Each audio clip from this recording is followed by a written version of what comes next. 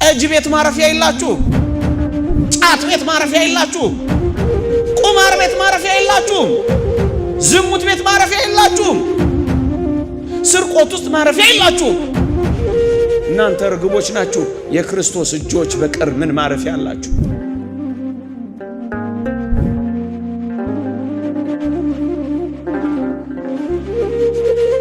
ሐዘን አልሰለቻችሁ? ስቃይ አልሰለቻችሁ? መፈናቀል አልሰለቻችሁ? ሞት አልሰለቻችሁ? ክፋት አልሰለቻችሁ? መገፋፋት አልሰለቻችሁ? ሐዘን ዘነበኮ፣ ደም ጎረፈኮ። ቤታችሁ ላይ ያለው አካውንት እግዚአብሔርን ያስረሳችሁ፣ መብል መጠጥ እንደ ነገሩ እግዚአብሔርን እንድትፈልጉ ያደረጋችሁ፣ እግዚአብሔርን የችግር ቀን ወዳጅ ብቻ ያደረጋችሁት ሆይ ስሙ፣ ከዚህ የሚበልጥ ዓለም አለላችሁ። ስንቱ ነው እግዚአብሔር ጋር የተጣላው በሞት ምክንያት? ስንቱ ነው በመቃብር ምክንያት እግዚአብሔርን በልቡ የቀበረው? ስንቱ ነው ተስፋ ቆርጦ ኑሮ ያቆመው? ለትንሣኤ እንደ ሞቱ ያላወቅነው ስንቶች ነን ወገኖቼ። አዎ ሐዘናችን ቅጥ ያጣ፣ ክርስትናችን የይምሰል ስለሆነ እኮ ነው በሞት የተሰበር ነው። ሃይማኖቴን ሳልክድ አንተን በሌላ ሳለውጥህ ጌታ ሆይ ና በለኝ ትላላችሁ። 30 ዓመት ይኖራችሁ፣ 3 ቀን የተሰጣችሁ፣ 60 ዓመት ይኖራችሁ፣ 300 ቀን የተሰጣችሁ፣ 30 ደቂቃ አይደለም ይህን ያህል ዘመን የተቸራችሁ የታነሳችሁ በዘላለም ሕይወት የኋለኛው ሞት እንዳያገኛችሁ ከፈለጋችሁ ይሄኛውን የኃጢአት ሞት ዛሬ ድል ንሱት። ካልሞት አንነሳ። በስመ አብ ካልሞትክ አትነሳም የትምህርታችን ርዕስ ነው። ካልሞትክ አትነሳም። በመጽሐፍ ቅዱሳችን ላይ በአንደኛ ቆሮንቶስ መልእክት ምዕራፍ 15 ቁጥር 36 እንዲህ የሚል ቃል ተቀምጧል። ካልሞተ ሕያው አይሆንም የሚል ቃል ተቀምጧል። የምንሞተው ሸሸ፣ ተበላሸ፣ ፈረሰ፣ ሸተተ ለመባል አይደለም የምንሞተው ወገኖቼ። እና ለምንድን ነው የምንሞተው ካላችሁኝ፣ ለመነሳት ነው የምንሞተው። አዎ እንዳትረሱ፣ በሐዲስ ኪዳን የምንሞተው የበለጠውን ትንሣኤ ለማግኘት ነው። አሁን የምንድገመው የምንሞተው ለትንሣኤ ነው። የምንሞተው ለመነሳት ነው። የምንሞተው ሕያዋን ሆነን ለመኖር ነው ወገኖቼ። ለምንድን ነው ስለ ሞት ስታስቡ የምትፈሩት? ለምንድን ነው ስለ ሞት ስትሰሙ ብርክ ብርክ የሚላችሁ? ለምንድን ነው እንደ ሌሎች ፀጉር እየነጫችሁ፣ ፊት እየቧጠጣችሁ፣ ደረት እየደቃችሁ፣ ባርጋጅ እያለቀሳችሁ፣ ሙሾ እያሟሻችሁ፣ ሐዘናችሁ እንደ ድንጋይ ሆዳችሁ ውስጥ ከታችሁ ስትቃጠሉ የምትኖሩት ለምንድን ነው? እናንተ ክርስቲያኖች፣ ሰው ክርስቲያን ሆኖ የሚሞተው ለመነሳት እንደሆነ አታውቁም እንዴ? ወገኖቼ የክርስትና ኃይል፣ የመንፈሳዊነት ጉልበት፣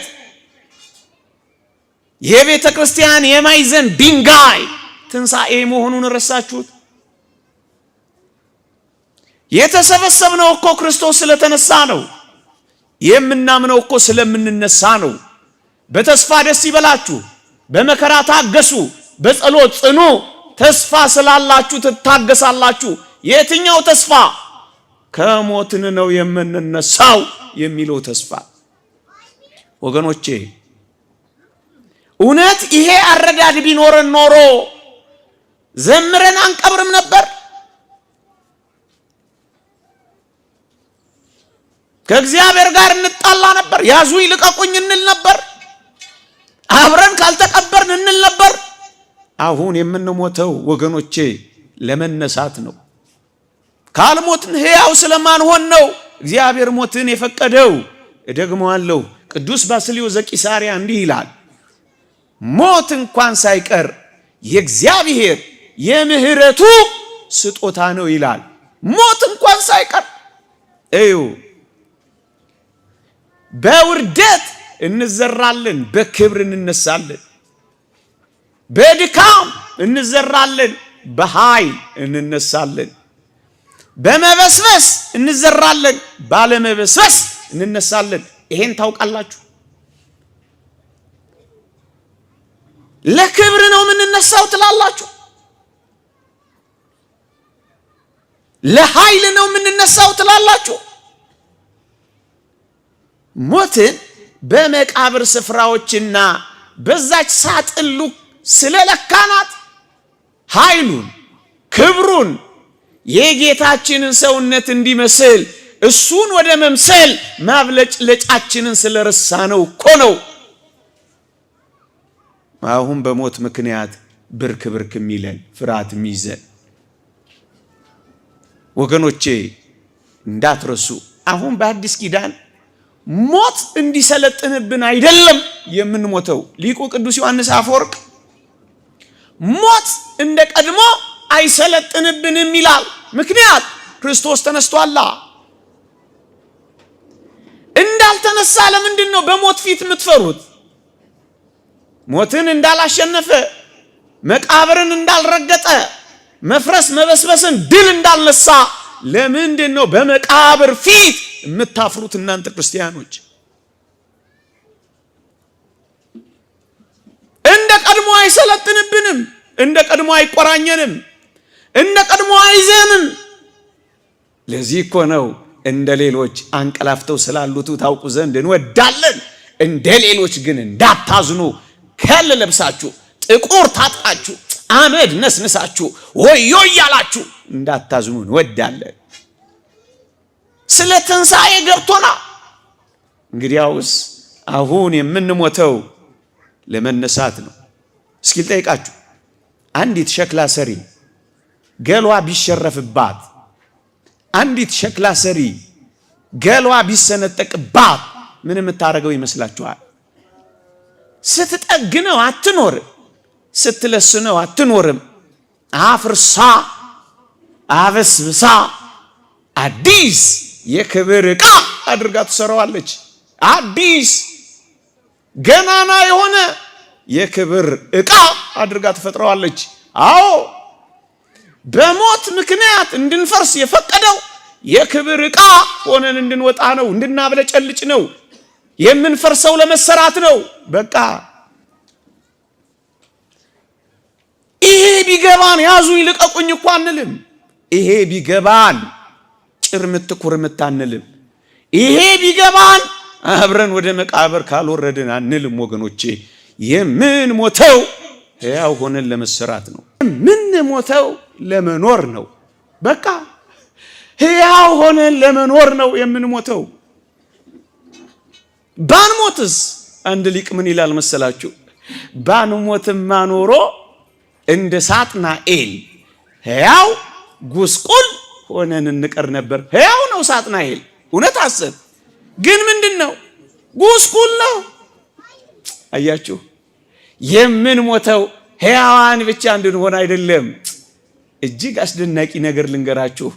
እንዲህ ይላል ቅዱስ ጳውሎስ፣ አንቀላፍተው ስላሉቱ ታውቁ ዘንድ እንወዳለን ካለ በኋላ ሁል ጊዜ ከጌታችን ጋር እንኖራለን ይላል። ከማጋር ከማጋር እንዴት ይደንቃል ወገኖቼ! እስኪ ቀስ ብላችሁ አስቡ። የምንሞተው ሕያዋን ለመሆን ብቻ አይደለም፣ ለመኖር ብቻ አይደለም። የምንኖረው ከጌታችን ጋር ነው። ከማጋር ከጌታችን ጋር ለመኖር ነው። አጠገቡ ለመኖር ነው። ተድላ ደስታ የሚሆነውን የተወደደ የፊቱን መልክ እያየን ለመኖር ነው። ምን የምናረገው ምን ሞተው ለመኖር ነው። ከማጋ ሁል ጊዜ ከጌታ ጋር ምን እንሆናለን? እርግጡን እንነጋገር። ቀደው ከሚያለብሱን አባቶቻችን ጋር ከመኖር በላይ ራሱን ከሰጠን አምላካችን ጋር መኖር ይበልጣል አይበልጥም? ይበልጣል። እንደው ይቅርታ አድርጉልኝ አባቶች፣ ቆርሰው ከሚያጎርሱን እናቶቻችን ጋር ከመኖር በላይ ራሱን ከሰጠን አምላካችን ጋር መኖር አይበልጥም? አዎ። ለመኖር ብቻ ብለን እንዴት እናልፈዋለን? የምንኖረው ደግሞ ከሞተልን አምላክ ጋር ነው። ለኛ ሕያውነት እሱ ከሞተልን አምላክ ጋር፣ ለኛ መነሳት እሱ ከተቀበረልን አምላክ ጋር፣ ለኛ መቆም እሱ ከወደቀልን አምላክ ጋር፣ ለኛ ወደ ላይ መውጣት ወደ ታች ከወረደልን አምላክ ጋር ለዘላለም መኖር ምን ቃላት ይገልጸዋል ወገኖቼ? ለዚህ ነው ጻድቁ ኢዮብ እንዲህ ያለው፣ ከዚህ ቁርበቴ ከተለየው በኋላ አለ፣ ከሞትኩ በኋላ ማለቱ ነው። ከዚህ ቁርበቴ ከተለየው በኋላ አለ እግዚአብሔርን ፊት ለፊት አየዋለሁ፣ አይኖቼም ይመለከቱታል፣ ልቤ በመናፈቅ ዝሏል ይልላችኋል። ያ ሁሉ መከራ የወረደበት ልቡ አንድ ነገር ይናፍቃል፣ አምላኩ ጋር መኖር ይናፍቃል። ምእመናን መኖሪያችሁ የዘላለም አምላካችሁ ነውን? አዎ። ከአምላኬ ጋር ነው የምኖረው ትላላችሁ ስትሞቱ።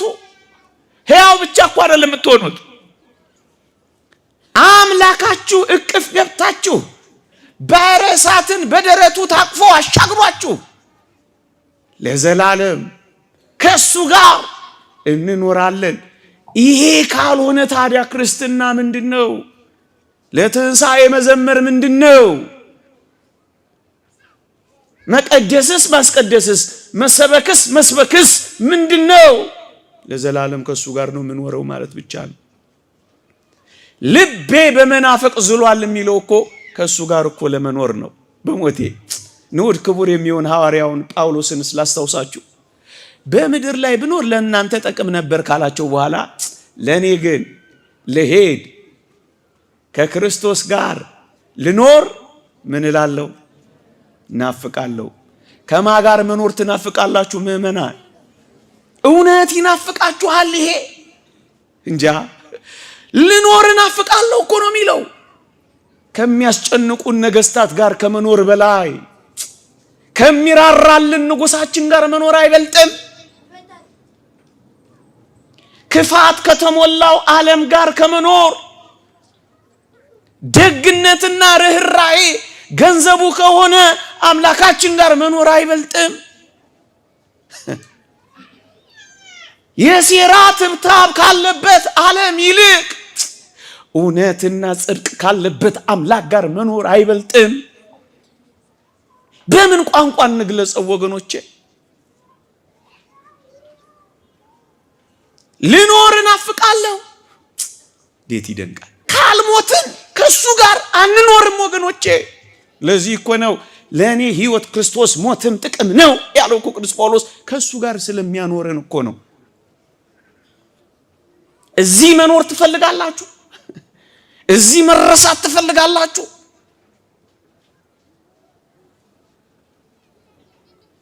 ፀሐዩ እንደቀጠቀጠው፣ መከራ እንደወረደበት፣ ሐዘን እንደዘነበበት፣ ስቃይና ዋይታ ኑሮ እንደሆነበት መቆየት የሚፈልግ ሰው እኮ ብዙ ነው ወገኖች። አይደለም የምንሞተው ከአምላካችን ከሕያው ከእግዚአብሔር ጋር ለመኖር እንጂ እዚህ ለመኖር አይደለም። ደጋግመን ማለት አለብን። ይሄ ዓለም መኖሪያችን አይደለም። እውነት አሰብ መቆያችን ነው። እውነት አሰብ ምእመናን፣ ይሄ ዓለም እኮ የድካም ነው። እዩት እስኪ ራሳችሁን። አልደከማችሁም? አሁን ኃጢአት አላደከማችሁም? በደል አላስረጃችሁም? ክፋት አላሸበታችሁም? መጠጥ አካላችሁን አላጎደለው? ሱስ ናላችሁን አላዞረው? ድካም እኮ ነው ይሄ ዓለም። ድካም እኮ ነው። መነቃቃት የፈለጉ ሰዎች ታስረው ቁጭ የሚሉበት፣ በጫት መንቃት ይፈልጋሉ፣ ግን ደግሞ ጥቂት ቆይተው በጫት ይታሰራሉ። ማታ ሞቅ ለማለት ይገባሉ፣ ማለዳ ላይ ብርድ ብርድ ይላቸዋል፣ ይበርዳቸዋል። እንዴ ፈታ ለማለት ብለው የጀመሩት ሱስ እስር ስር አድርጓቸው ያለ አረቄ የማይንቀሳቀሱ ሰዎች ላይ አሁን ፈታ ማለት ነው። እናንተ እንዲህ ማርጎ ፈታ ማለት የለም። ከዚህ በላይ መታሰር አለ። ደከምን፣ አረጀ። ይሄ ዓለም ድካም ነው። አለው ያጌጠብን መሰለ እንጂ እኮ አልቀናል። ሰውነት እየቀነስን ሄደናል። አካሎቻችንን እየጣልን ወደ ሰማይ መሄድ መንገድ ጀምረናል። ደክመናል። በክፋት ደክመናል። በመተላለቅ ደክመናል። በመገፋፋት ደክመናል። በመናናቅ ደክመናል። በመጣጣል ደክመናል። በመጠላለፍ ደክመናል። በመገፈታተር ደክመናል። በመጠላለፍ ደክመናል። ድካም ነው ያለ። በሐዘን ደክመናል። ልብ በሚሰብሩ ሐዘን ደክመናል። ይሄ ዓለም ድካም። አዎ ስንሞትስ ካላችሁ ወይ ስንሞትማ እንዴት ይደንቃል። በጌታ የሚሞቱ ሙታን ብፁዓን ናቸው፣ ከድካማቸው ያርፉ ዘንድ ስራቸው ይከተላቸዋል ይላል። በእረፍት እንገባለን። ደክመናል፣ ስንሞት እናርፋለን። ዝለናል፣ ስንሞት እንነቃለን። ለዚህ ነው ነቢዩ ዳዊት ነፍሴ ሆይ ወደ እረፍትሽ ተመለሺ፣ እግዚአብሔር መልካም አድርጎልሻልና ይላል። እረፍት አያስፈልጋችሁም ምእመናን? ቃላት የማይገልጠው እረፍት፣ መነዋወጽ የሌለበት ሰላም፣ መታወክ የሌለበት እርጋታ አያስፈልጋችሁም ምእመናን? ስጋት የሌለበት መውጣትና መግባት፣ ወዳጅ የማይተውበት ጠላት የማይገባበት ረፍት፣ ሪስክ የሌለበት ህይወት አያስፈልጋችሁም ምእመናን? ረፍት አትፈልጉ? ተረት መስሏችሁ ነው የምንነግራችሁ? ውሸት መስሏችሁ ነው የምናወራላችሁ? አዎ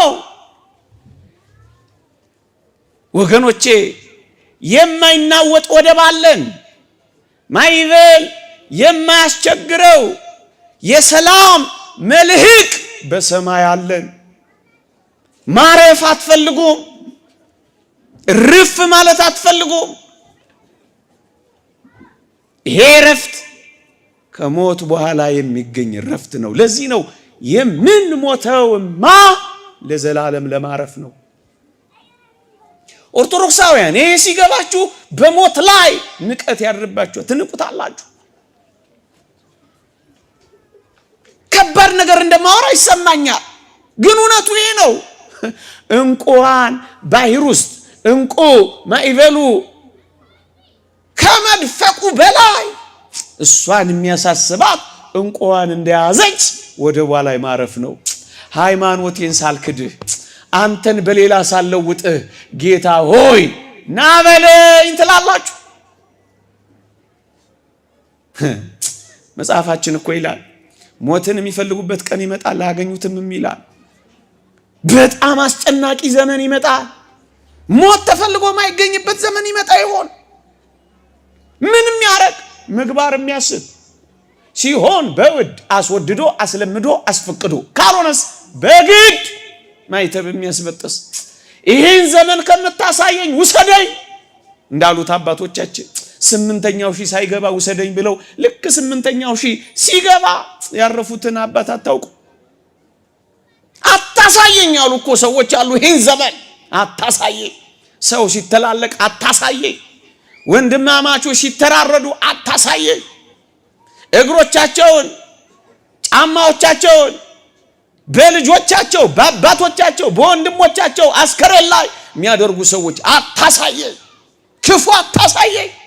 እንዲህ ይላሉ እኮ ደጋጎች። ውሰደኝ አታሳየኝ፣ ና የሚሉ ሰዎች እኮ አሉ። ና ሃይማኖቴን ሳልክድ ና፣ ምግባሬን ሳልስት ና፣ ቅድስናዬን ሳላጣ ና፣ አንተን ከማጣ ይሄን ዓለም ልጣ ና የሚሉ ሰዎች አሉ።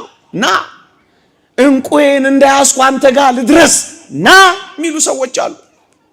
ዓለም ሳይደፍቀኝ ቀዝፌ አንተ ጋር ልድረስ አንተ ጋር ልረፍ የሚሉ ሰዎች እኮ አሉ።